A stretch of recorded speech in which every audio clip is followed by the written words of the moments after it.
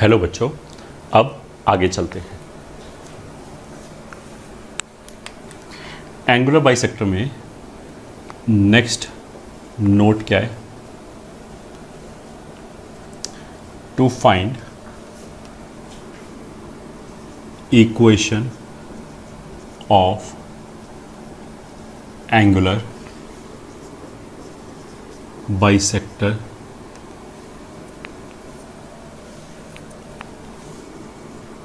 which divides the acute obtuse angle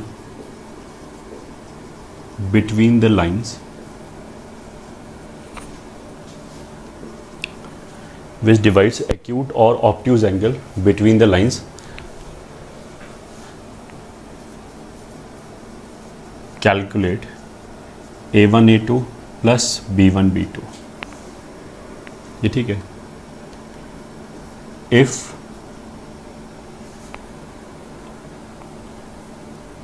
it is positive then with positive sign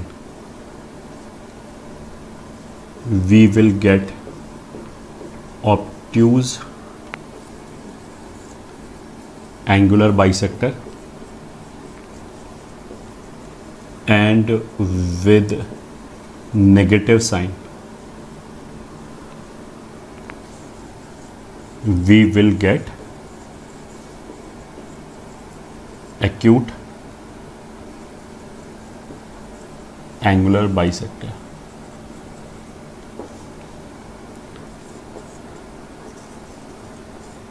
And if A1 A2 plus B1 B2 is negative, then with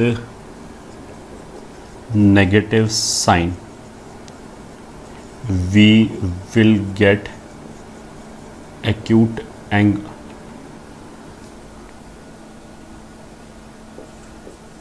obtuse angular bisector,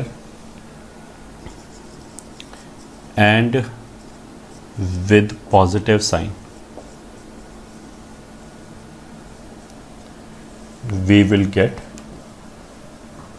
acute angular bisector।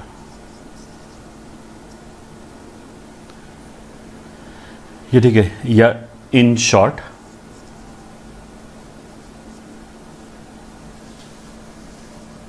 with the sign of A1 A2 plus B1 B2 we will get obtuse angular bisector। जो line का equation था, जो bisector का equation था, वो हमने कुछ ऐसे लिखा था कि लाइन मान लिया L1 upon A1 square plus B1 square is equals to plus minus L2 root A2 square plus B2 square. तो अल्टीमेटली बस हमें ये डिसाइड करना है कि बीच में प्लस साइन लेना है या माइनस साइन लेना है। एंड अगर प्लस साइन लेना है तो वो कौन सा बाइसेक्टर मिलेगा, एक्यूट वाला मिलेगा या ऑब्ट्यूज वाला मिलेगा। ठीक है, यही बस डिसाइड करने के लिए ये आर्टिकल है। वैसे तो हमने बोला था कि अगर हमने लाइन के ऊपर कोई भी पॉइंट लिया तो वो एक्यूट एंगुलर बाइसेक्टर के क्लोजर होगा, ऑब्ट्यूज वाले से दूर होगा। ठीक है, पहला चीज़। दूसरा चीज़ हमने ये बोला था कि अगर हमने कोई लाइन उठाया एंड इसमें से कोई भी प्लस माइनस साइन वाला कोई भी एक बाइसेक्टर उठाया, उन दोनों के बीच में एंगल निकालें हम tan अल्फा की वैल्यू कैलकुलेट करें, और अगर वो tan अल्फा की वैल्यू 1 से छोटी आ जाए, tan अल्फा की वैल्यू अगर 1 से छोटी आ जाए तो उसका मतलब क्या है कि जो बाइसेक्टर हमने उठाया है ये ठीक है वो एक्यूट वाला है, तो दूसरे वाला जो होगा वो ऑब्ट्यूज वाला हो जाएगा। ठीक है, अब इसी चीज़ को, ये जो tan थीटा जो tan अल्फा आया वो 1 से छोटा या 1 से बड़ा है, इसी चीज़ को यूज़ करके आगे चल के मतलब इसका प्रूफ एग्जिस्ट करता है। We are not going into the proof, that is very cumbersome. हम A1 A2 plus B1 B2 से ही सारा कुछ बता सकते हैं कि अगर A1 A2 plus B1 B2 positive हुआ, A1 A2 plus B1 B2 का जो भी साइन हुआ अगर ये पॉजिटिव हुआ तो यहाँ पे प्लस ले लिया, अगर ये नेगेटिव हुआ तो यहाँ माइनस ले लिया। ऐसा करने से सेम साइन के साथ हमेशा ऑब्ट्यूज वाला मिलेगा। A1A2 प्लस B1B2 का जो साइन होगा उससे जो ऑपोजिट साइन होगा उससे हमें एक्यूट वाला मिलेगा। ठीक है, तो यहाँ पे अगर हमने प्लस साइन लिया, अगर A1A2 प्लस B1B2 पॉजिटिव आया तो पॉजिटिव साइन लेने पे ऑब्ट्यूज वाला मिलेगा, नेगेटिव के साथ एक्यूट वाला मिलेगा। अगर A1A2 प्लस B1B2 नेगेटिव हो गया तो फिर यहाँ नेगेटिव के साथ ऑब्ट्यूज वाला मिलेगा और पॉजिटिव के साथ एक्यूट वाला मिलेगा। ठीक है, अब जैसा मैंने पहले बोला कि इसका प्रूफ एग्जिस्ट करता है, of course that is cumbersome, we are not going into the proof, this you have to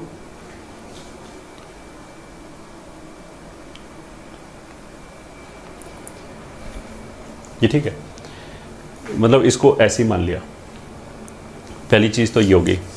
दूसरा, कुछ लोग मतलब कुछ बुक्स में you'll find they will write कि C1 और C2 को पॉजिटिव बनाया। ठीक है, तो पॉजिटिव बना लिया तो कोई दिक्कत नहीं है, उससे आंसर गलत नहीं आ जाएगा, बट ज़रूरत नहीं, केवल A1A2 प्लस B1B2 से ही आंसर आ जाएगा। C1 और C2 चाहे कुछ भी करता रहे, ये ठीक है, दैट इज़ नॉट रिक्वायर्ड।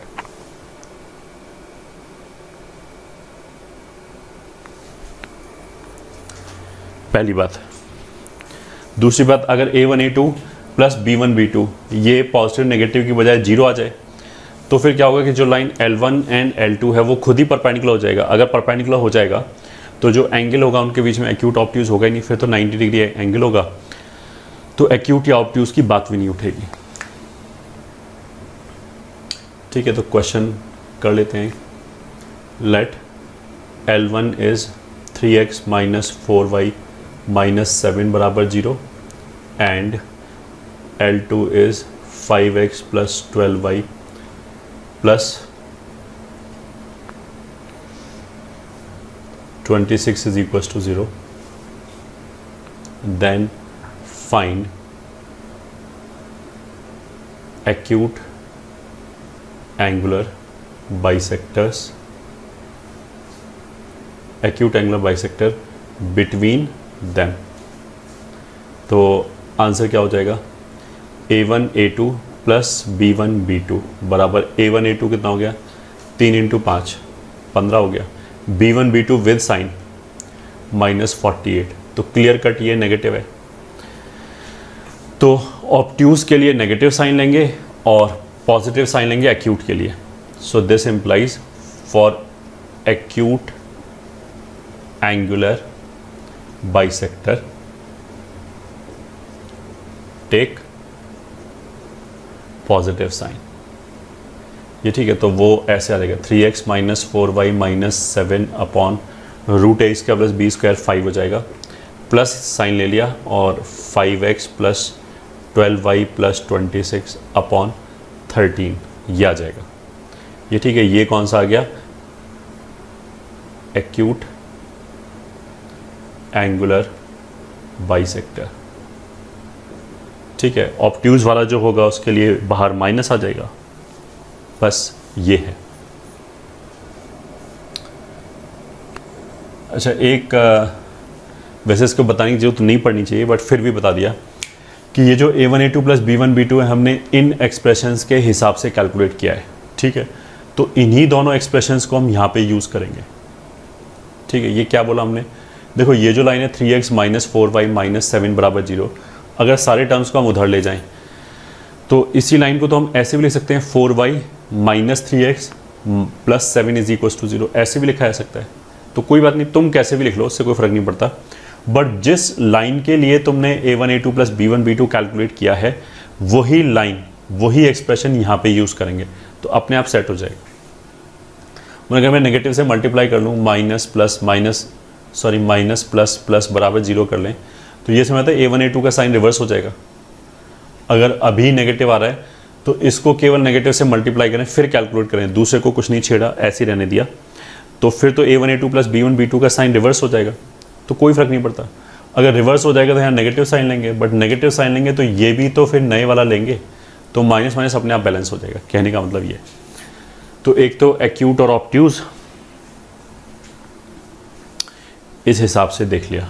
ठीक है, अब इसी में नेक्स्ट नोट क्या है,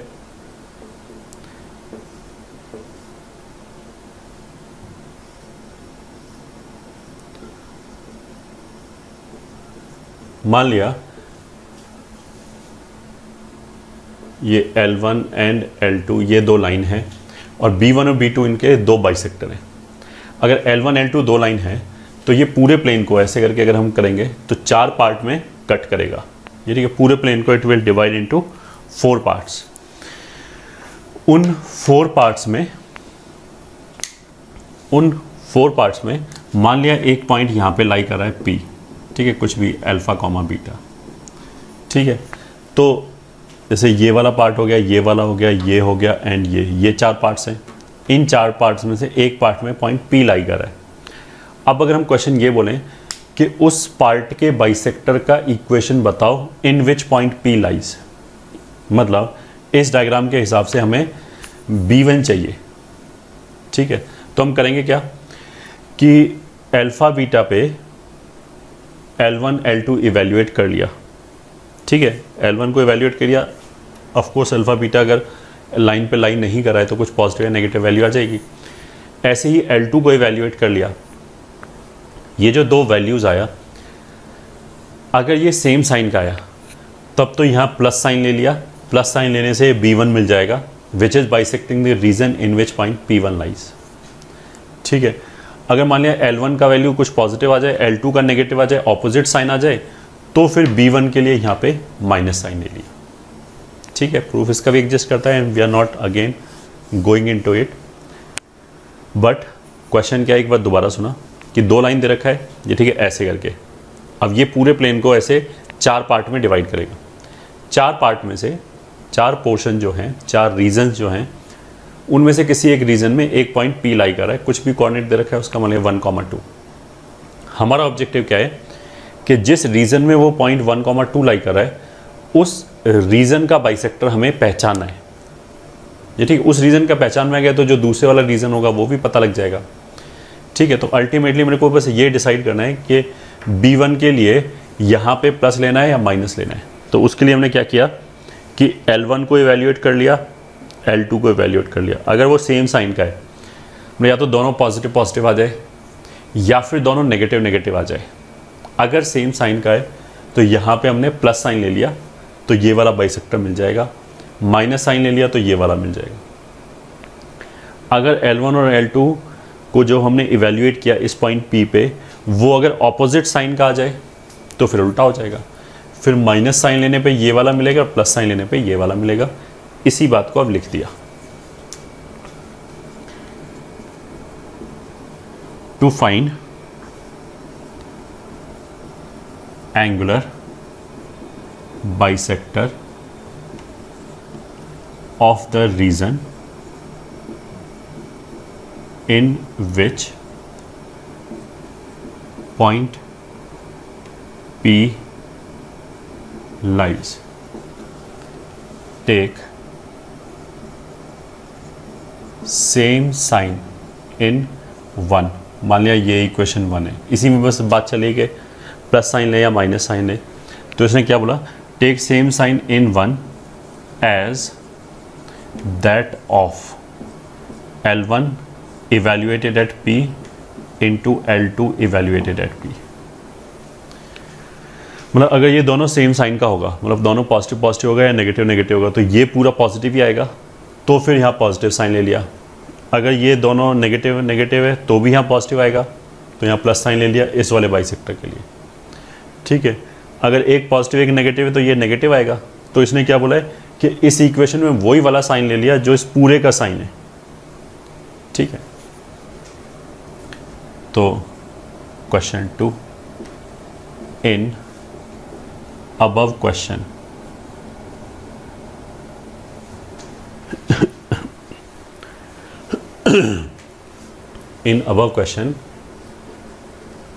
find bisector of the region in which point P1,1 lies। तो आंसर कितना होगा, L1 at 1,1 बराबर, अगर इसमें 1 1 रखा तो कितना आ जाएगा -8। L2 at 1,1 is equals to कितना आ जाएगा मतलब 5 + 12 + 26 कितना भी आ जाए, बट ये पॉजिटिव है, ये नेगेटिव है। तो उसका मतलब क्या है कि L1 evaluated at 1 1 and L2 evaluated at 1 1, ये नेगेटिव हो गया नेट, एक पॉजिटिव एक नेगेटिव है।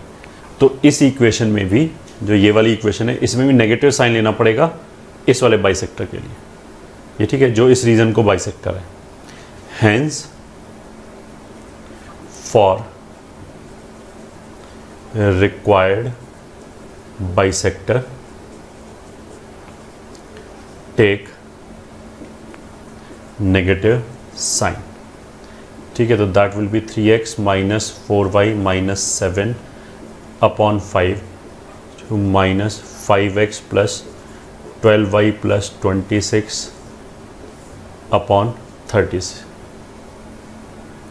ठीक है, ये आंसर आएगा। तो you can note it down.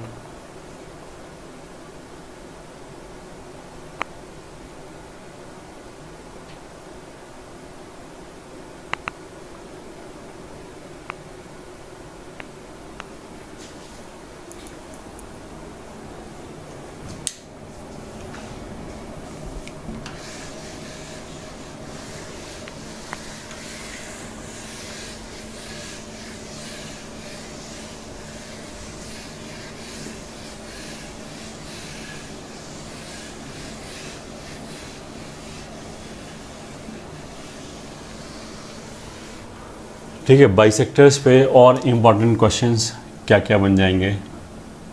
Question 3, let ABC is an isosceles triangle with equal sides AB and AC, with equal sides AB and AC having the equations,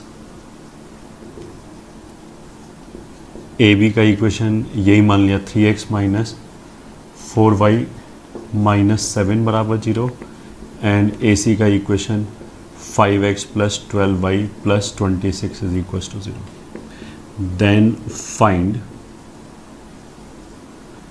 equation of third side BC if it passes through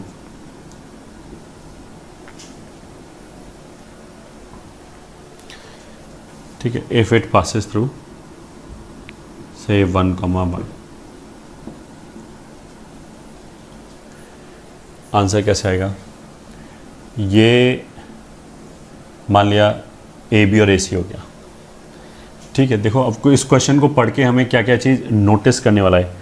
equal sides है A B और A C isosceles triangle का। तो isosceles triangle का मतलब क्या है? दो side बराबर है, हैंस दो एंगल बराबर है। इक्वल साइड का इक्वेशन अगर ए बी और ए सी दे रखा है तो उसका मतलब क्या है कि जो थर्ड साइड है वो इन दोनों से बराबर एंगल बनाएगा, ठीक है। तो अब मेरे को जो तीसरा साइड चाहिए वो ए बी और ए सी से इक्वल एंगल बनाना चाहिए। अब ए बी और ए सी से जो भी इक्वल एंगल बनाना होगा वो ए बी और ए सी के एंगुलर बाइसेक्टर के पैरेलल होगा। This we have already said कि अगर कोई भी लाइन L1 और L2 से बराबर एंगल बनाना है तो वो लाइन L1 और L2 के एंगुलर बाइसेक्टर के पैरेलल होना चाहिए, ठीक है। तो मान लिया एक बाइसेक्टर ये हो गया, ठीक है। दूसरा बाइसेक्टर मान लिया ये हो गया, ये मान लिया B1 है, ये मान लिया B2 है, ठीक है। तो अगर इक्वेशन ये है तो इक्वेशन ये हो गया। इस डायग्राम के हिसाब से B2 एक्यूट वाला है तो ये B2 है। इसको सिंप्लीफाई कर लें, दिस विल बी माइनस 91 बराबर 25x + 60y + 130 ये हो जाएगा, ठीक है। तो B2 का इक्वेशन बेसिकली क्या हो जाएगा? 29x में से इतना गया तो 14x, ठीक है। अगर इसको भी इधर ले आए तो -112y, हाँ बिल्कुल, और माइनस ये आ जाएगा।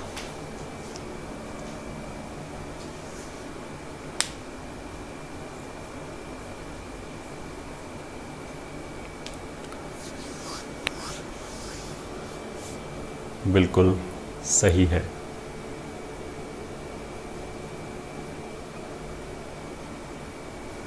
ये तो B2 आ जाएगा, ये वाला B1 आ जाएगा, तो B1 विल बी माइनस की बजाय इधर माइनस आने से ये इधर ऐड हो जाएगा, ठीक है।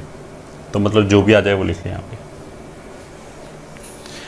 अब इसमें हमने क्या बोला कि जो तीसरा साइड है वो इक्वल एंगल बना रहा है, तो तीसरा साइड जो है वो इसके भी पैरेलल हो सकता है, क्योंकि अगर तीसरा साइड इन दोनों से इक्वल एंगल बना रहा है तो one of the angular bisectors के पैरेलल होगा।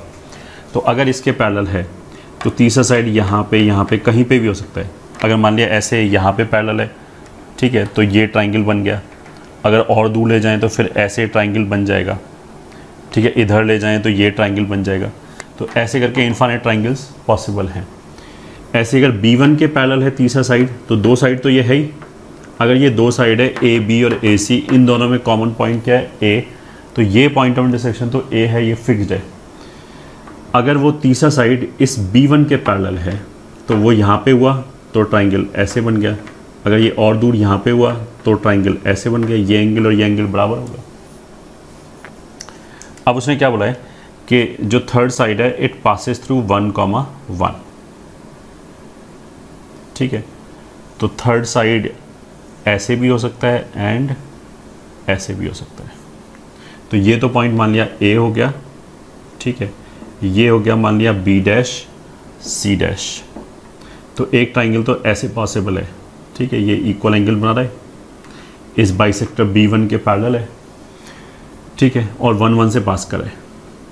अगर B2 के पैरेलल लिया एंड 1 1 से पास किया तो फिर ये ट्राइंगल आ जाएगा B double dash and C double dash. सही है, ठीक है। अब देखो B1 और B2 में ये जो B2 है इसका स्लोप कितना हो जाएगा, MB2 इज इक्वल टू 14/112, ठीक है। तो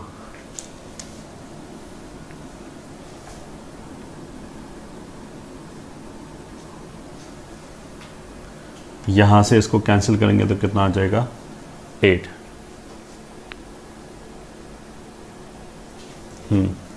तो MB2 मतलब इसका स्लोप कितना है 1/8।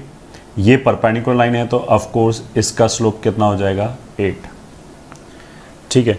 तो ये जो दो हमारी लाइंस आई B डैश C डैश भी हो सकता है, B double dash C double dash भी हो सकता है।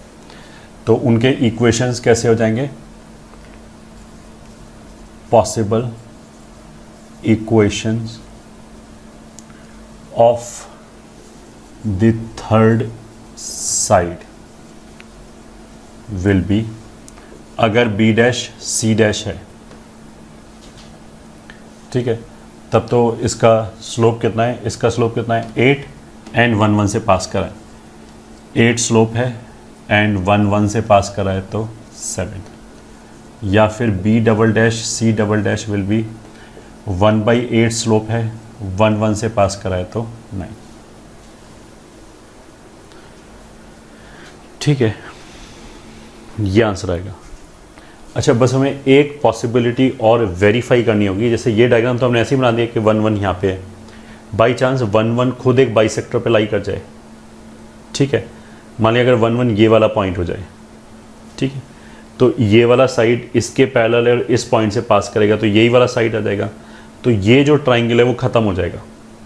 क्या बोला हमने दोबारा कि ये जो पॉइंट 1,1 है अगर वो यहाँ पे होने की बजाय एक बाइसेक्टर पे लाई कर जाए, तो बाइसेक्टर पे लाई करने से थर्ड साइड तो हमने बोला बाइसेक्टर के पैरेलल होगा, तो इनमें से एक ट्राइंगल गायब हो जाएगा, क्योंकि अगर वो मान लिया B2 के ऊपर ही लाई कर जाए 1,1, ठीक है, मान लिया, तो ये वाला पॉइंट हो सकता है। तो ये जो बाइसेक्टर है इसको तो पास करना, सॉरी ये जो लाइन है थर्ड साइड, इसको 1,1 से पास करना है। अगर 1,1 यहाँ पे है तो इसको शिफ्ट करके यहाँ रखना पड़ेगा, यहाँ रखा तो B2 ही आएगा, तो मतलब ट्राइंगल ही गायब हो गया। ये वाला ट्राइंगल तीनों लाइनें एक ही पॉइंट से पास कर गया, तो उस वाले केस में एक ही आंसर आएगा, दूसरा रिजेक्ट हो जाएगा। इसको वेरीफाई कैसे करेंगे? ऑफ कोर्स 1,1 इसमें रख के देखा तो क्लियर कट B2 पे तो लाई नहीं कर रहा है, इसको सेटिस्फाई करो, 1,1 से फिर रख के देखोगे, इस पे तो लाई नहीं कर रहा है।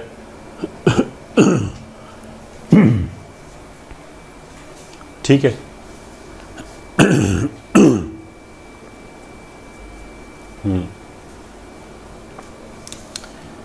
Question 4, let sides of a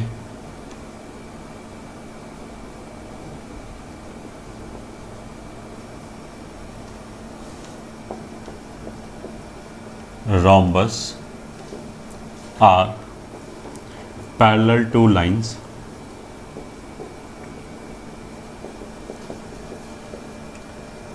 and 5x plus 12y plus 26 is equals to 0, then find its equation of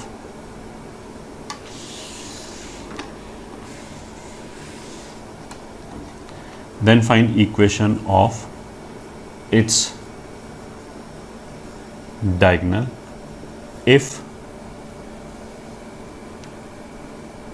point of intersection of diagonals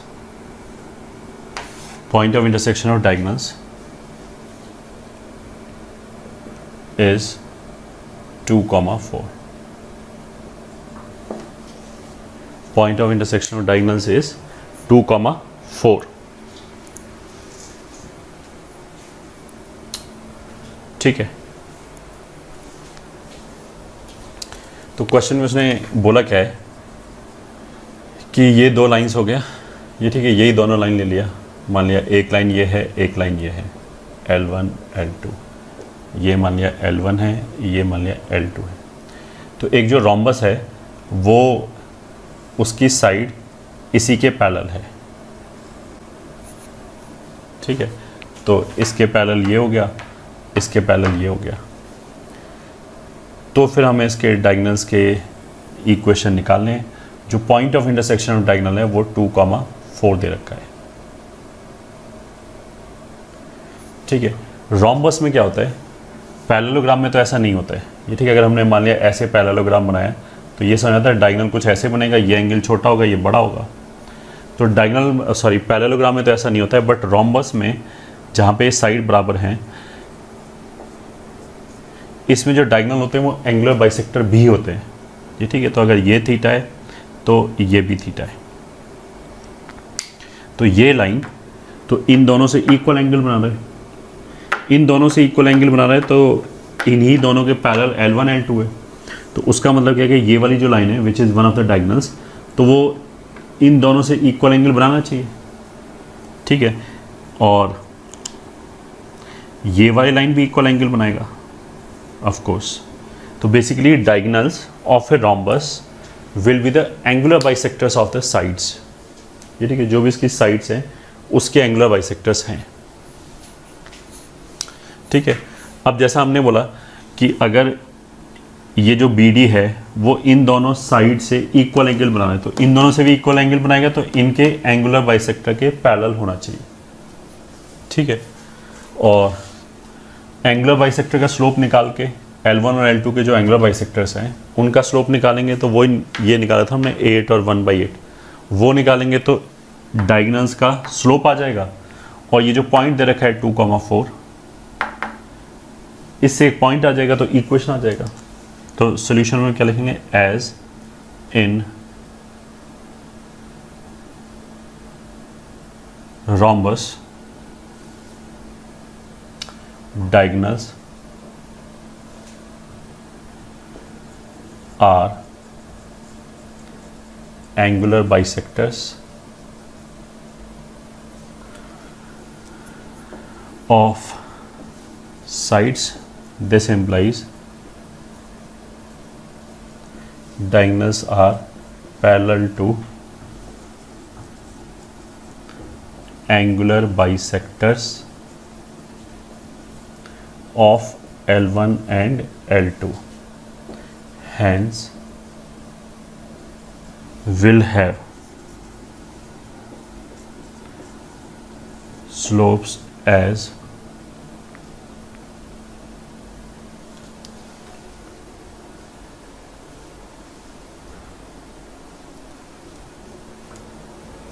ठीक है, यहाँ पे it should have been -8.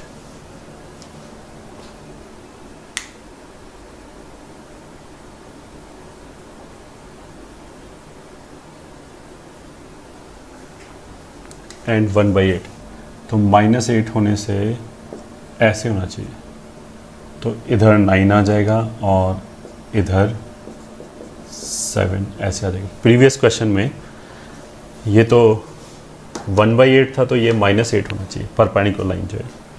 तो इस वाले केस में will have slope as -8 and 1/8। तो slopes ये हो गया 0.2,4 हो गया। तो AC और BD का इक्वेशन कितना हो जाएगा, मतलब यही 8x + y बराबर 2,4, तो 2,4 20 हो जाएगा, और एक बार हो जाएगा x - 8y 2,4 + 30 = 0। तो ये दो हो गए।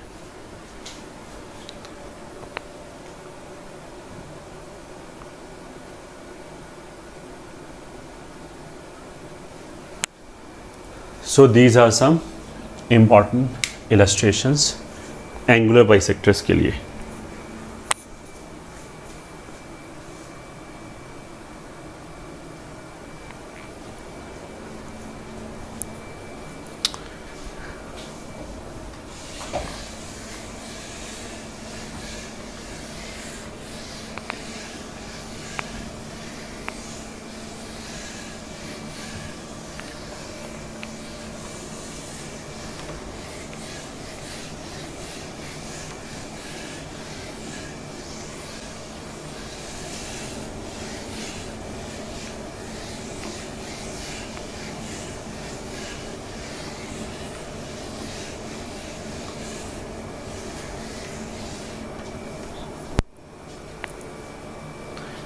ठीक है,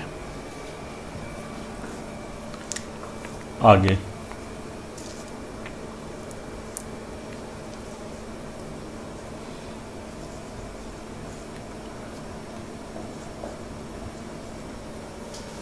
find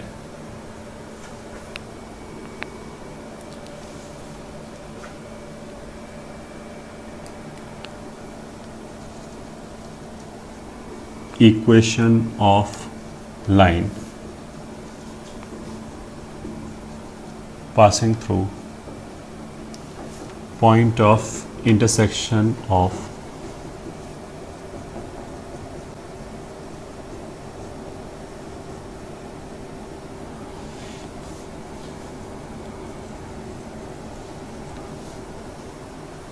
and which is at the maximum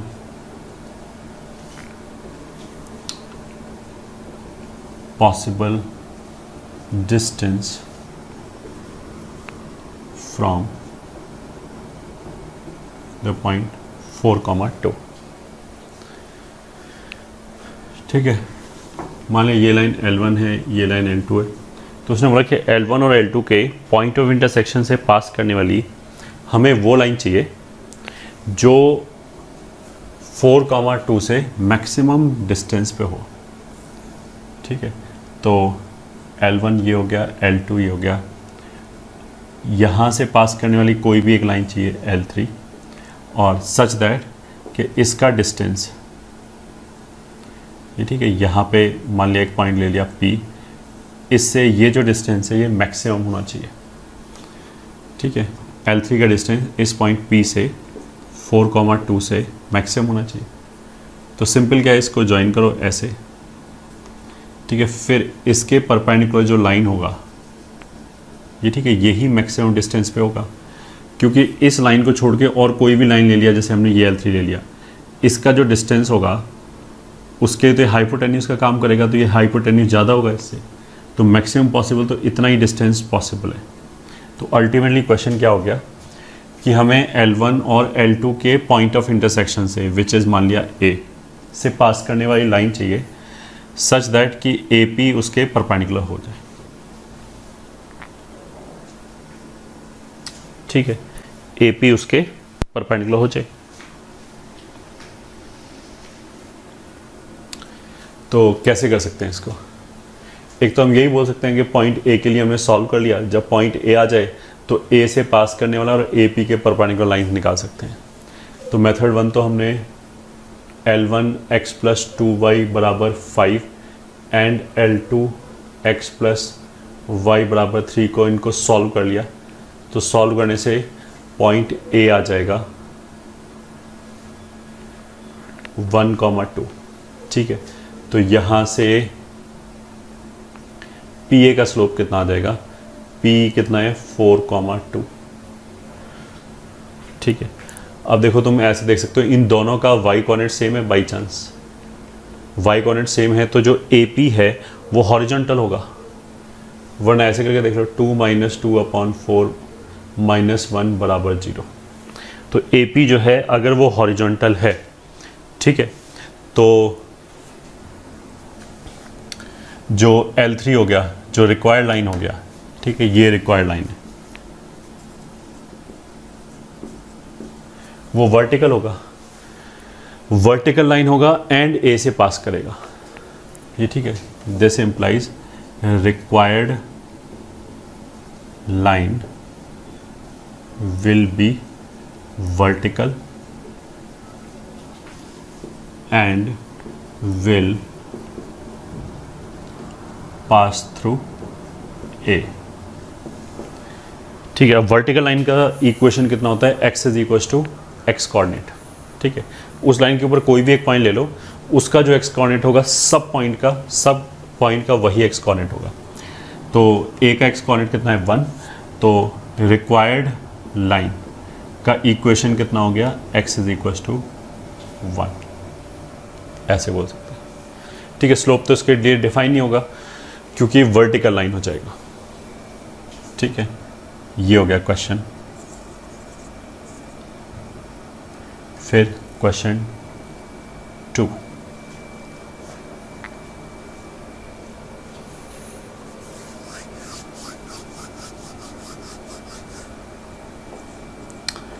find slope of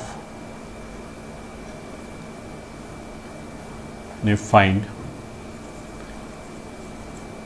equation of AB and AC if A is 1,1 and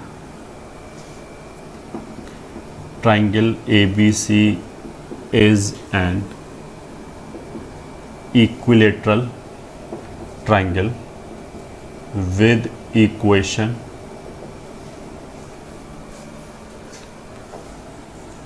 of BC as √3x - 3y = 5। ठीक है, आंसर मतलब क्वेश्चन इस तरीके का है, ये BC है और ये पॉइंट A हो गया विच इज़ 1,1। इक्विलेटर ट्राइंगल है तो ये तीनों बराबर हैं। इसका इक्वेशन √3x - 3y = 5 है, मतलब इसका स्लोप कितना हो गया? 1/√3, √3/3 हो जाएगा विच इज़ 1/√3। अब इससे 60 डिग्री पे इंक्लाइंड 2 लाइन का स्लोप चाहिए। ठीक है, तो बेसिकली हमें ए बी और ए सी का इक्वेशन निकालने के लिए उनका एक तो पॉइंट चाहिए, तो वो तो ए मिल जाएगा हमें, एक स्लोप चाहिए होगा। अब स्लोप कैसे मिल जाएगा, ये फैक्ट हम यूज़ कर सकते हैं कि ये दोनों लाइन बी सी के साथ ये ठीक है 60 डिग्री एंगल बनाएगा। तो slope of lines making angle 60 degree with B C will be equals to, ये हमने पहले फॉर्मूला लिखा रखा है कि ये ऐसे होता है कि अगर एम स्लोप की लाइन के साथ अल्फ़ा एंगल बनाने वाला लाइन का स्लोप चाहिए तो M plus minus tan alpha upon 1 minus plus M tan alpha ये होता है, which is equals to M मतलब गिवन लाइन का slope which is 1/√3 plus minus tan alpha मतलब 60 डिग्री तो √3 upon 1 minus plus 1/√3 into √3 which is equals to, अगर ऊपर मान लिया हमने प्लस लिया तो नीचे माइनस लेंगे, ये तो कैंसिल हो गया 1 माइनस 1, और ऊपर माइनस लिया तो नीचे प्लस लेंगे 1 + 1। ठीक है, तो ये तो स्लोप कितना हो गया, अनडिफाइंड। ये ठीक है, अनडिफाइंड का मतलब क्या हो गया कि वर्टिकल लाइन, ये स्लोप कितना हो जाएगा, अगर एलसीएम लिया तो ये हो जाएगा 1 - 3 विल बी -2/2√3, ये कैंसिल हो गया -1/√3। तो एक स्लोप हो गया -1/√3 और दूसरे का स्लोप अनडिफाइंड है क्योंकि लाइन वर्टिकल हो गया। ठीक है, तो ए बी और ए सी का इक्वेशन आप लिख सकते हैं, -1/√3 स्लोप एंड 1 1 से पास करा है तो y - 1 बराबर -1/√3 x - 1। एक तो ये हो गया, और दूसरा कितना हो गया, वर्टिकल लाइन ए से पास करने वाला, अगर वर्टिकल लाइन है तो स्लोप तो डिफाइन होगा नहीं, तो वो इक्वेशन हो जाएगा x = 1। एक ये हो गया, वर्टिकल लाइन का इक्वेशन होगा x = x1, हॉरिजॉन्टल लाइन का इक्वेशन होगा y = y1। ये वाली चीज यूज किया है।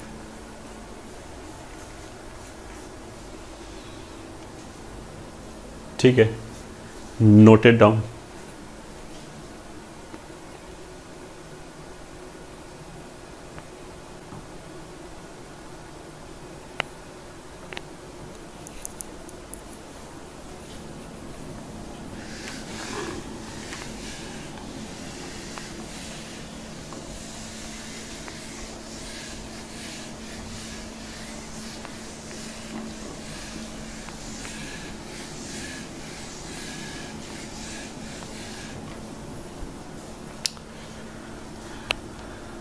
चलो भाई आगे चलते हैं।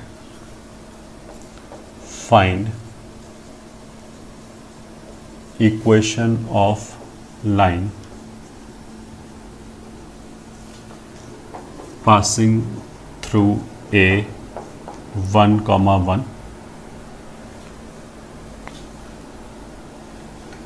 find equation of the line passing through point A 1,1 and having intercept on it by 3x plus 4y plus 5 is equals to 0 and 3x plus 4y plus 15 is equals to 0 of length 7 units.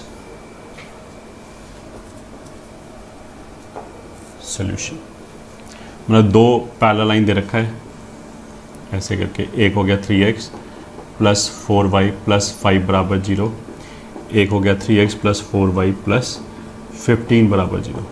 तो इनके बीच का ये distance हो जाएगा c1 minus c2 का mod upon root a square plus B square which is equals to constant का difference कितना हो जाएगा 10, A square plus B square is 5, तो ये कितना हो गया 2।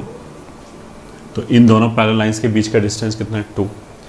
अब हमें एक लाइन चाहिए जो A1, 1 से पास कर रहा है, ठीक है, और जिसके ऊपर ये दोनों लाइन 7 लेंथ का इंटरसेप्ट कट कर रहा है, ठीक है। तो ये मान लिया B है और ये मान लिया C है।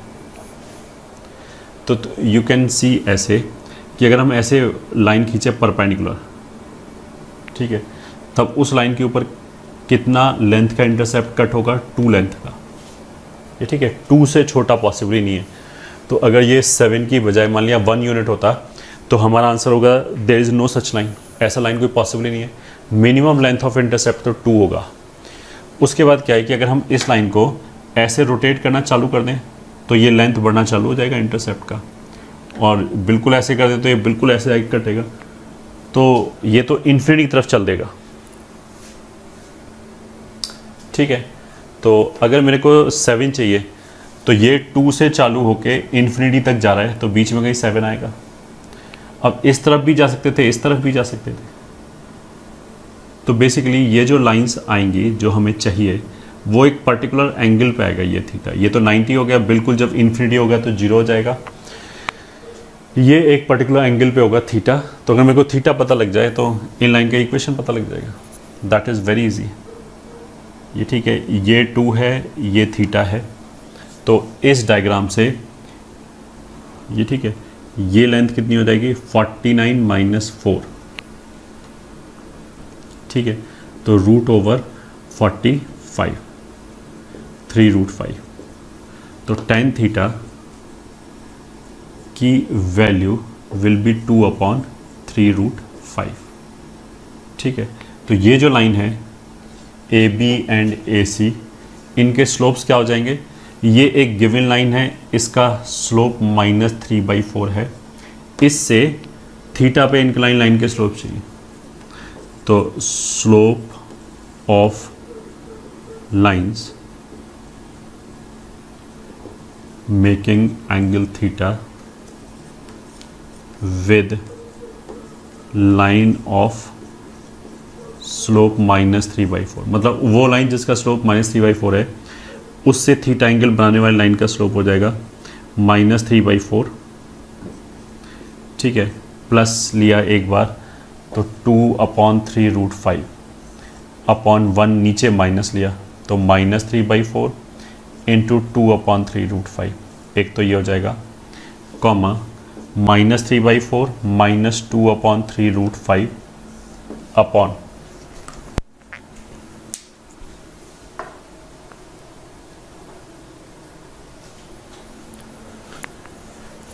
अपॉन में इस बार नीचे 1 प्लस हो जाएगा, -3/4 इंटू 2/3√5, ये हो जाएगा।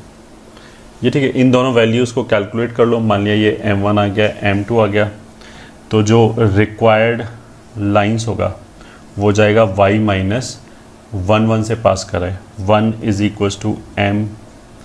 M1, 2। एक बार ये वैल्यू रख लिया, एक बार ये वैल्यू रख लिया, सिंप्लीफाई करके, तो ये आंसर आ जाएगा।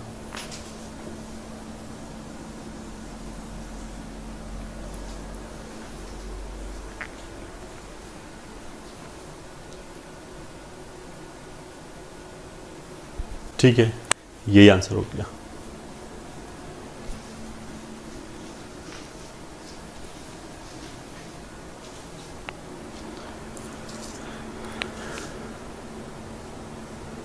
आगे सम इम्पॉर्टेंट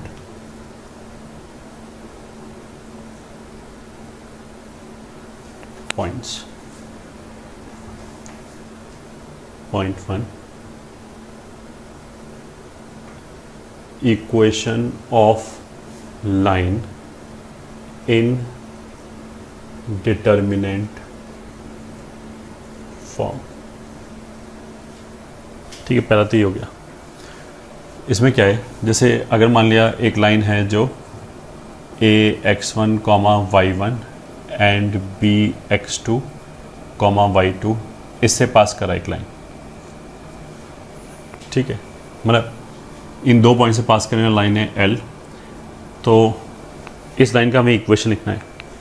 इक्वेशन, किसी भी कर्व का इक्वेशन का मतलब क्या होता है कि we should be able to write any relation which will be satisfied only by the points on the that curve. तो अगर हमें इस लाइन का इक्वेशन लिखना है तो we are suppose to find a relation which will only be satisfied by the points on this straight line, ठीक है। तो हम ऐसे बोल सकते हैं कि अगर हमने इसके ऊपर कोई भी पॉइंट लिया then only that point and these 2 points will be collinear, ये ठीक है। अदरवाइज अगर हमने इसके बाहर कोई भी पॉइंट लिया तो हमेशा ट्राइंगल बन जाएगा और वो लाइन कोलिनियर नहीं होगा। तो इस लाइन के ऊपर के जो पॉइंट होंगे वो ए और बी के साथ कोलिनियर होगा, ये ठीक है। ये जो प्रॉपर्टी है this is a unique property of the points on the line. तो इसलिए इस प्रॉपर्टी को हम ऐसे लिख सकते हैं कि ए बी का इक्वेशन ऐसे लिखा जा सकता है एक्स वाई 1, हमने कोई भी एक जनरल पॉइंट लिया एक्स कॉमा वाई, अगर ये लाइन के ऊपर है तो फिर ये तीनों पॉइंट कोलिनियर हैं। और कोलिनियर का कंडीशन हमने ऐसे लिखाया था एरिया ऑफ ट्राइंगल 0 करा के, इन तीनों पॉइंट से बनने वाले ट्राइंगल का एरिया 0 होगा। तो यही लाइन का इक्वेशन हो गया डिटर्मिनेंट फॉर्म में। This is equation of the straight line, ये ठीक है। ये this is equation of the straight line passing through a x1 comma y1 and b x2 comma y2। a और b से पास करने वाली लाइन का इक्वेशन ये हो गया, ठीक है। ऑफ कोर्स अगर हम इसको फर्स्ट रो के रेस्पेक्ट में ओपन कर दें तो x टाइम्स आ जाएगा y1 minus y2 minus y times आ जाएगा x1 minus x2 plus 1 times आ जाएगा x1 y2, ऐसे करके इक्वेशन आ जाएगा। तो वो जो इक्वेशन आएगा दैट यू कैन सी, मतलब यहाँ से तो जो एक्सप्रेशन आएगा वो x और y का लीनियर एक्सप्रेशन है, that is equal to 0। Linear equation आ गया इन x एंड y। और कोई भी लीनियर इक्वेशन जो होगा वो हमेशा any equation in x and y, any linear equation in x and y represent a straight line. तो ये हमारा स्ट्रेट लाइन हो गया, ठीक है। दूसरा, अगर हमें ये प्रूव करने के इन्हीं दोनों पॉइंट से पास करा है तो एक तो देखो हमने कोलिनियरिटी का कंडीशन लगा के प्रूव किया है, अदरवाइज डायरेक्टली भी देख सकते हैं कि अगर मैं x और y की जगह x1 y1 रखूं तो ये दोनों रो सेम हो जाएगा, तो इसका वैल्यू 0 हो जाएगा। उसका मतलब क्या है कि इस इक्वेशन को ये सेटिस्फाई कर रहा है, x1 y1 is satisfying this equation. x1 y1 तो बेसिकली नंबर है। जब हमने बोला कि इस इक्वेशन को सेटिस्फाई कर रहा है तो ऑफ कोर्स हम x और y की जगह x1 y1 वाले नंबर रख के देखेंगे, ठीक है। एक पॉइंट तो ये हो गया। पॉइंट P2 क्या है, अगर मान लिया हमें if sides of a triangle are given, ठीक है। मान लिया एक ट्राइंगल की साइड्स के इक्वेशन दे रखे हैं। अब मेरे को ये पता लगाना है कि जो ट्राइंगल के अंदर एंगल आ रहा है, मान लिया ए बी सी, जो ट्राइंगल है वो ए बी सी है, ए बी बी सी और सी ए के इक्वेशन हमें पता है। तो अब जो ट्राइंगल के अंदर जो एंगल आ रहे हैं ए बी सी, उनका मेरे को टाइम चाहिए, ठीक है। इफेक्टिवली मेरे को ये पता लगाना है कि ट्राइंगल के जो अंदर एंगल आया वो एक्यूट है ऑब्ट्यूज है। अब वैसे तो जैसे मान लिया 2 लाइन ये है, ठीक है। ऐसा बोलने पे काफ़ी बच्चे क्या बोलते हैं कि ट्राइंगल के अंदर तो एक्यूट ही आएगा, ऐसा कुछ नहीं, वो डिपेंड करता है ट्राइंगल क्या है, ठीक है। अगर मान लिया हमने ट्राइंगल ऐसे बनाया, इन तीनों लाइनों का मेरे को इक्वेशन पता है, ठीक है, m1 m2 m3 पता है। तो ये एंगल तो जो ट्राइंगल बना ये वाला, उसमें ये वाला एंगल तो ऑब्ट्यूज आया, ये ठीक है, और ये दोनों एंगल एक्यूट आए। तो एक ट्राइंगल के अंदर या तो तीनों एक्यूट एंगल होंगे या फिर एक ऑब्ट्यूज एंगल भी हो सकता है। तो अब मेरे को यही पता लगाना है कि अगर मान लिया इन तीनों लाइनों की इक्वेशंस मेरे को पता है और मान लिया ये एंगल ए है, ये बी है, ये सी है, और मेरे को एंगल ए बी सी निकालना है, ठीक है। निकालना है मतलब tan A tan B tan C निकालना है। तो उसका तरीका क्या है, अगर मान लिया मेरे को इसका स्लोप पता है और इसका स्लोप पता है, ठीक है, मान लिया इसका इक्वेशन पता है तो ऑफकोर्स स्लोप भी पता है, m1 और m2 पता लग गया। तो जो tan a है उसको लिख सकते हैं m1 minus m2 upon 1 plus m1 m2। ठीक है, अब ये अगर नेगेटिव हो गया तो इस ट्राइंगल के हिसाब से सही है, बट अगर m1 माइनस m2 पॉजिटिव है then I am suppose to write down m2 minus m1 upon 1 plus m1 m2।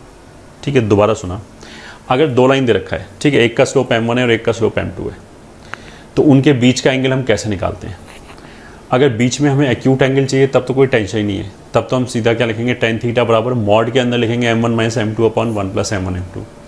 यहाँ पे दिक्कत क्या है कि मेरे को मान लिया ये वाला एंगल चाहिए, ठीक है, अगर मेरे को दिख रहा है कि एक्यूट वाला चाहिए तब तो हम m1 minus m2 upon 1 plus m1 m2 लिखा, अगर वो पॉजिटिव वैल्यू आए तो वही रख लिया, अगर वो नेगेटिव वैल्यू आया तो नेगेटिव हटा दिया और पॉजिटिव रख लिया।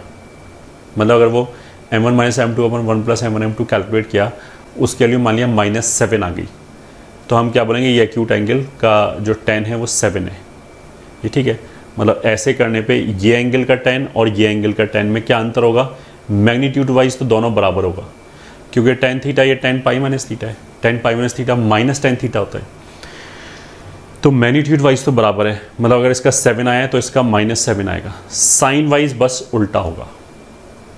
तो ये जो हम सारी चीज़ कर रहे हैं ये बस यही जानने के लिए कर रहे हैं कि जो m1 minus m2 upon 1 plus m1 m2 आया उसमें से मेरे को पॉजिटिव वैल्यू लेनी है या उसकी नेगेटिव वैल्यू लेनी है।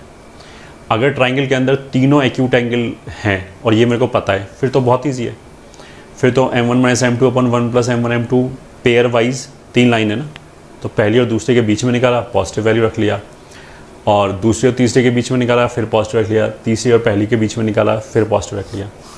अगर मान लिया मेरे को ये पता लगे कि ये ऑब्ट्यूज एंगल है, ऑब्ट्यूज एंगल्ड ट्राइंगल है, तो फिर दिक्कत हो गई। ठीक है, पहले तो ऑब्ट्यूज एंगल है तो जो 3 पेयर आएंगे L1 L2 L3 में, L1 L2 के बीच में ऑब्ट्यूज है, क्योंकि एक ऑब्ट्यूज है तो बाकी 2 तो एक्यूट हो गई होगा ट्राइंगल के अंदर। ठीक है, पहली दूसरे के बीच में अगर ऑब्ट्यूज है तो बाकी दूसरे तीसरे एंड पहले और तीसरे के बीच में एक्यूट होगा। तो ये कौन बताएगा? अगर मेरे को कोई बता भी दे कि इस ट्राइंगल में एक एंगल ऑब्ट्यूज है तो फिर ये कौन बताएगा कौन सा एंगल ऑब्ट्यूज है? अगर वो भी बता दे कि एंगल ए ऑब्ट्यूज है तब तो फिर ईजी हो गया, फिर तो जो ए के corresponding m1 minus m2 upon 1 plus m1 m2 आएगा उसका तो हम नेगेटिव वैल्यू रखेंगे, बाकियों का पॉजिटिव वैल्यू रखेंगे। ठीक है, ये आर्टिकल, ठीक है, ये तो मैंने बोला कि वो बता दे, कोई कुछ भी ना बोले, ट्राइंगल की जो साइड है सीधा उसका इक्वेशन दे दे बस। अब मेरे को खुद पता लगाना है कि एक्यूट है, ऑब्ट्यूज है और कौन सा एंगल ऑब्ट्यूज है अगर है भी तो। ठीक है, तो उसी को करने का ये इजी तरीका है कि अगर हमें sides of a triangle are given, sides are given, इसका मतलब क्या है कि उनके इक्वेशन गिवन है। अगर मैंने बोला दिस लाइन इज गिवन तो मैथमेटिकली उसका मतलब क्या है कि उस लाइन का मेरे को इक्वेशन पता है। If sides of a triangle are given then to find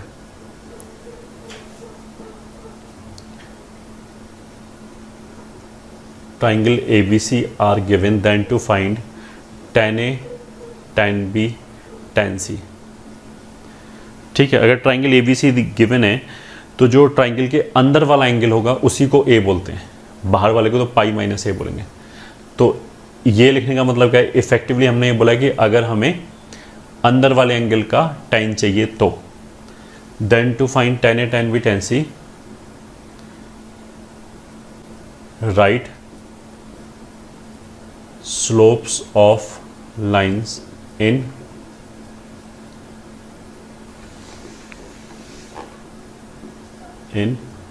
decreasing order। मतलब पहले सबसे बड़ा फिर उससे छोटा फिर उससे छोटा। तो मान लिया ये आ गया m1 माइनस, मतलब m1 is greater than m2 is greater than m3, m1 मान लिया m2 से बड़ा है, m2 m3 से बड़ा है। तो पहले तो हमने उनको ऐसे अरेंज किया, ये अरेंज करने के बाद फिर required tan A, tan B, tan C will be m1 minus m2 upon 1 plus m1 m2 comma m2 minus m3 upon 1 plus m2 m3 comma m3 minus m1 upon 1 plus m1 m3। इसने हमें वो sign decide करके खुद दे दिया कि देखो अगर ऐसे करोगे तो अपने आप आ जाएगा। क्यों आ जाएगा वो हम भूल गए, ठीक है। वो हम केसेस बना बना के देख सकते हैं कि यही इंटरनल एंगल देगा हमेशा, ठीक है। मतलब डिक्रीजिंग ऑर्डर में लिखा, फिर पहले में से दूसरा घटाया, अल्टीमेटली तो नीचे तो हमेशा 1 प्लस m1 m2 ही रहेगा। अल्टीमेटली बस हमें यही डिसाइड करना था कि जो अंदर वाला एंगल है उसके लिए m1 माइनस m2 लिखें या m2 माइनस m1 लिखें, बस ये डिसाइड करना था। तो इस आर्टिकल ने हमें वही डिसाइड करके दे दिया।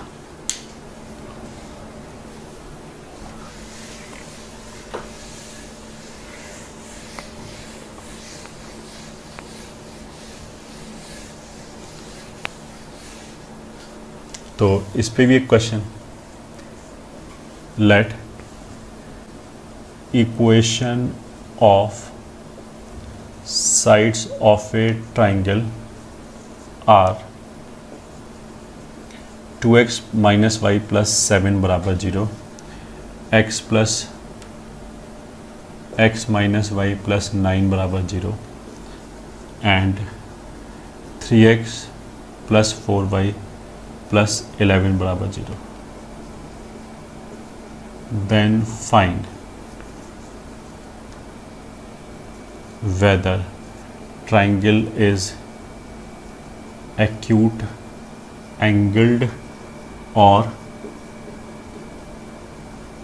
obtuse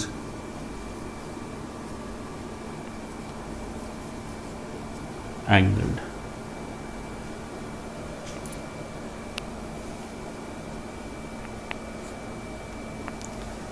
Also find internal angular, ये मान लिया AB है, AC है, BC है। Also find internal angular bisector of vertex A, ये ठीक है, वर्टेक्स ए और एंगल ए। तो सबसे पहले उसने क्या बोला कि स्लोप्स लिखा, आंसर ए बी का स्लोप मान लिया m1 कितना है 2, फिर ए सी का स्लोप मान लिया m2 कितना है 1, और फिर बी सी का स्लोप मान लिया m3 कितना है -3/4, ठीक है। तो डिक्रीजिंग ऑर्डर में लिखने के लिए बोला था, तो सबसे बड़ा इन तीनों में कौन है, पॉजिटिव वैल्यू बड़ा होगा 2, फिर 1, फिर -3/4, ठीक है। पॉजिटिव वैल्यू नेगेटिव से तो बड़ा होगा ही होगा, और इन दोनों पॉजिटिव में भी यही बड़ा है, ठीक है। तो जो टेंजेंट आएंगे वो ऐसे करके आएंगे 2 - 1/1 + 1 × 2, फिर इसमें से ये घटाया, इसमें से ये घटाया, तो 1 -3/4/1 + 1 × -3/4, फिर उल्टा इसमें से ये घटाया, तो -3/4 - 2/1 + -3/4 × 2, ठीक है। तो ये समझ में आता है कि ये पॉजिटिव वैल्यू है, ठीक है। ये माइनस माइनस प्लस हो गया, और ये 3/4 1 से छोटा है, ये भी पॉजिटिव वैल्यू है। यहाँ पे ऊपर नेगेटिव है और नीचे 6 -3/2 हो गया, तो 1 - 3/2 ये भी नेगेटिव है, तो ये भी पूरी पॉजिटिव वैल्यू होगी। तो tan A tan B tan C तीनों अगर पॉजिटिव हैं, ठीक है, तीनों पॉजिटिव हैं, तो फिर एक्यूट एंगल्ड ट्राइंगल हो गया। अच्छा, इसमें से कौन सा tan A कौन सा tan B है, तो वो हम ऐसे देख सकते हैं। ये तो बेसिकली m1 m2 m3 हो गया बाई चांस, मतलब सेम ही ऑर्डर में लिखा है। तो m1 और m2 के कॉम्बिनेशन में 11 है, तो m1 और m2 में कौन सा वर्टेक्स कॉमन है, AB और AC। तो AB और AC जो लाइन है उसमें वर्टेक्स A कॉमन होगा, तो ये बेसिकली tan A है। ये किस किस का कॉम्बिनेशन है, 2 और 3 का, तो 2 और 3 में C कॉमन है, तो ये tan B नहीं है, ये tan C है, तो ये बचा हुआ tan B हो गया। tan A tan B tan C ऐसे, बिकॉज ये तीनों पॉजिटिव हैं, हैंस एज, अगर ऑब्ट्यूज एंगल होता तो एक नेगेटिव होता इनमें से। अच्छा, एक से ज़्यादा नेगेटिव आ भी नहीं सकते, इन तीनों में मैक्सिमम या तो एक नेगेटिव होगा या तीनों पॉजिटिव होगा। अगर हम बोलें कि हमारे तो 2 नेगेटिव आ गए तो ऑफकोर्स गलत आ गए, कुछ गड़बड़ किया है ये, ठीक है। As tan A tan B tan C are positive, hence tan A tan B tan C are positive, hence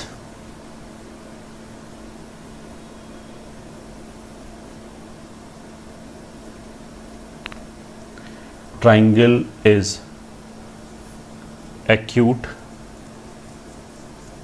angled triangle। ये तो पहली बात होगी, ठीक है। अब इंटरनल एंगुलर बाइसेक्टर का क्या मतलब है?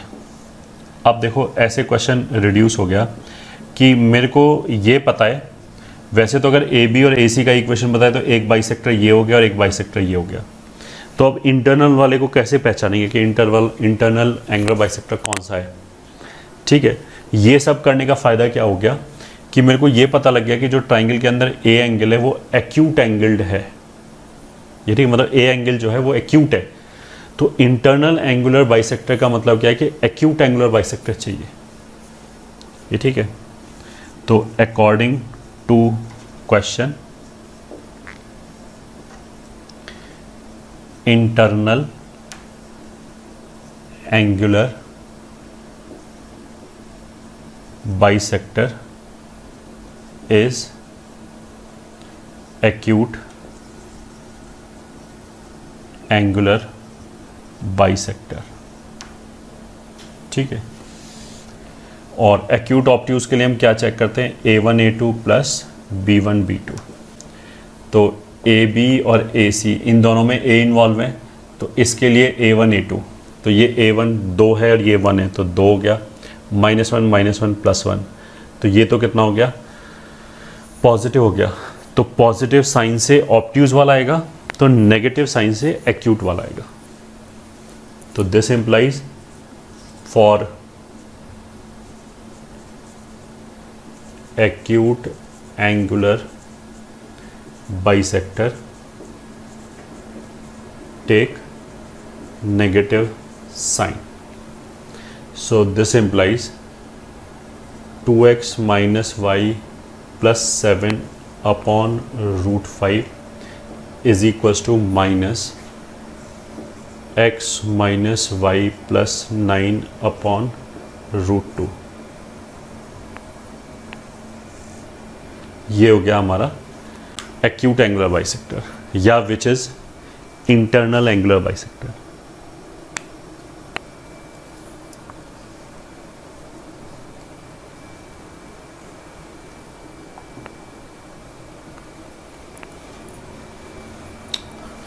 ठीक है।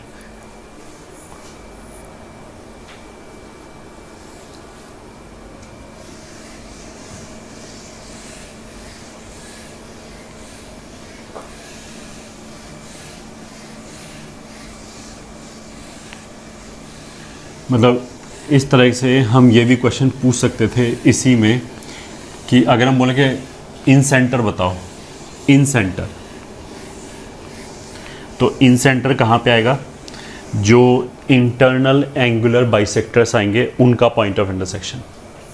तो पहले अगर हमें साइड्स के इक्वेशन दे रखे हैं और इन सेंटर के लिए बोला जाए तो व्हाट वी कैन डू कि पहले ये tan A tan B tan C निकाल लिया और उससे डिसाइड कर लिया ट्राइंगल एक्यूट एंगल्ड है या ऑब्ट्यूज एंगल्ड है। ठीक है। फिर कोई भी 2 बाइसेक्टर निकाल लिया, जैसे अभी हमने एक इंटरनल एंगुलर बाइसेक्टर निकाला, ऐसे एक और निकाल लिया। हमने तो अभी ए का निकाला तो ऐसे बी का निकाल लिया। वो जो दोनों इंटरनल एंगुलर बाइसेक्टर हैं उनको सॉल्व कर लिया। तो जब इंटरनल वालों को सॉल्व करेंगे तो क्या आ जाएगा? इन सेंटर आई। ठीक है। 0.3 which is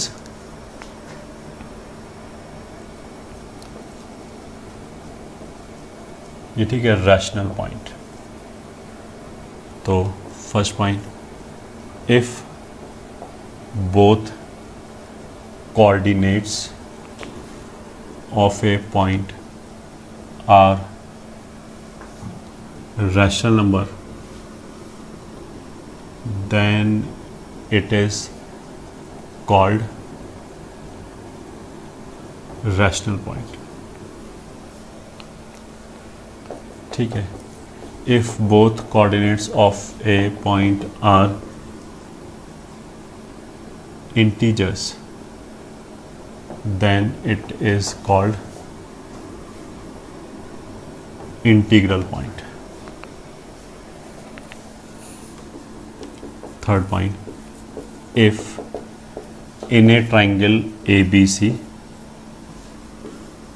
all vertices are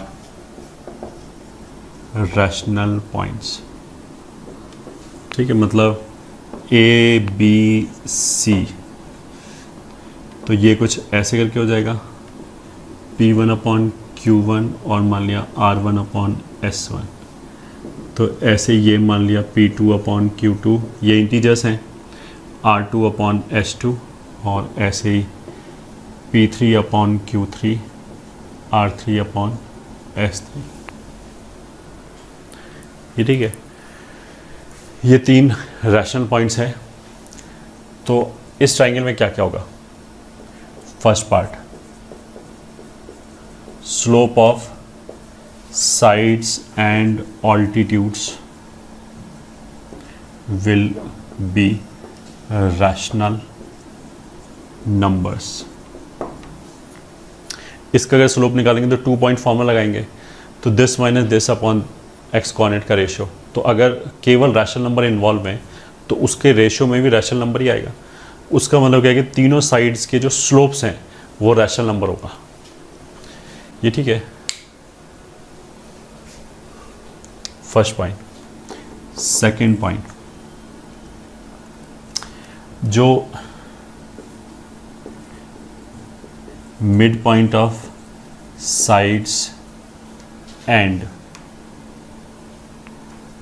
ये ठीक है, मिड पॉइंट साइड का निकाल लिया, mid point of sides comma या फिर सेंट्रॉइड हो जाए या फिर फुट ऑफ ऑल्टीट्यूड्स हो जाए।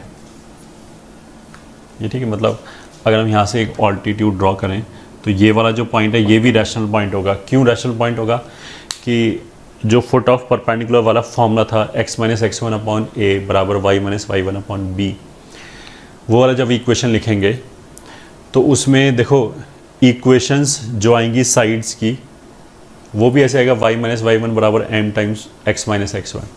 अब m भी रैशनल नंबर है, x1 y1 भी रैशनल नंबर है, तो इनकी इक्वेशंस में जो कोफिशिएंट्स आएंगे वो रैशनल नंबर आएंगे। ठीक है, तो A B C rational number हो गया। तो अगर उस फॉर्मूले से इस पॉइंट को निकालें x minus x1 upon a बराबर y minus y1 upon b बराबर, इवेल्युएट करते थे पॉइंट को उस लाइन पे upon a1 square plus b1 square, तो सब कुछ रैशनल ही रहेगा। ठीक है, तो ये भी रैशनल आएगा। सेंट्रॉइड जो है वो तो होता है दिस प्लस दिस बाई 3, तो अगर सारे रैशनल नंबर है तो उनका सम भी रैशनल नंबर आएगा, तो सेंट्रॉइड भी रैशनल नंबर होगा। मिड पॉइंट होगा दिस प्लस दिस बाई 2, तो वो भी रैशनल नंबर होगा। Will be rational points. ठीक है, third part, area of triangle ABC will be rational number. ये ठीक है, एरिया का जो डिटर्मिनेंट वाला formula x1 y1 1, x2 y2 1, x3 y3 1, उसमें x1 y1 x2 y2 x3 y3 सब रैशनल नंबर है, तो एरिया भी रैशनल नंबर आएगा। ठीक है, fourth, equation of sides altitudes, ठीक है, परपेंडिकुलर बाइसेक्टर्स और medians will have rational coefficients। ठीक है, मीडियन का इक्वेशन लिखो 2 पॉइंट फॉर्मूले से, तो मिड पॉइंट भी रैशनल पॉइंट है, ये भी रैशनल पॉइंट है, तो जब 2 पॉइंट फॉर्मूले से इक्वेशन लिखेंगे तो रैशनल पॉइंट ही आएगा। ठीक है, ऑल्टीट्यूड का इक्वेशन अगर इसका स्लोप है रैशनल तो इसका भी स्लोप रैशनल है, तो रैशनल स्लोप हो गया, पॉइंट रैशनल हो गया, इक्वेशन लिखेंगे रैशनल आएगा। तो अगर दो लाइन हमें दिया जाए जिनके कोफिशिएंट रैशनल है, मतलब कोई ऐसे आ गया alpha 1x plus beta 1y plus gamma 1 बराबर 0, alpha 2x plus beta 2y plus gamma 2 बराबर 0। मान लीजिए ये दो लाइन की इक्वेशन दे रखे हैं, यहाँ से हम x उठा के इसमें रख दें, ठीक है। अगर अल्फ़ा बीटा गामा मतलब alpha 1 alpha beta 1 beta 2 gamma 1 and gamma 2 ये सारे अगर रैशनल नंबर हैं, तो इनको सॉल्व करने पे जो पॉइंट आएगा वो भी रैशनल पॉइंट ही आएगा, क्योंकि इन दोनों लाइनों को सॉल्व करेंगे तो इर्रेशनैलिटी कहीं से आएगा ही नहीं, इसमें इर्रेशनैलिटी कहीं से भी इंट्रोड्यूस ही नहीं होगा, ठीक है। तो इसलिए जैसे बोला equation of sides and altitudes, तो अगर हम दो ऑल्टीट्यूड्स को सॉल्व करें तो वो दोनों ऑल्टीट्यूड्स का जो पॉइंट ऑफ इंटरसेक्शन है ऑर्थो सेंटर, वो भी एक रैशनल पॉइंट होगा। ऐसे अगर हम दो परपेंडिकुलर बाइसेक्टर्स को सॉल्व करें तो परपेंडिकुलर बाइसेक्टर्स का जो पॉइंट ऑफ इंटरसेक्शन है वो सर्कम सेंटर होता है, वो भी रैशनल पॉइंट होगा, ठीक है। इन सेंटर के बारे में कुछ नहीं कह सकते, क्योंकि इन सेंटर में एंगुलर बाइसेक्टर तो हमने बोला ही नहीं अभी कहीं तक कि एंगुलर बाइसेक्टर जो होगा वो रैशनल पॉइंट होगा, ऐसा तो नहीं है, ठीक है। Fifth, ortho centre and circum center will be rational point, ठीक है। note that nothing can be said for in center,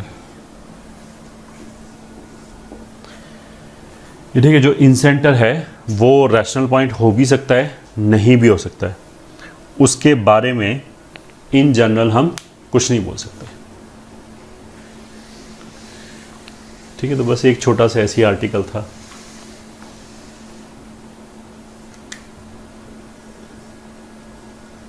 question, late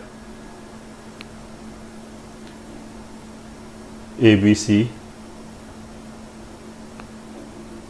is a triangle where vertices are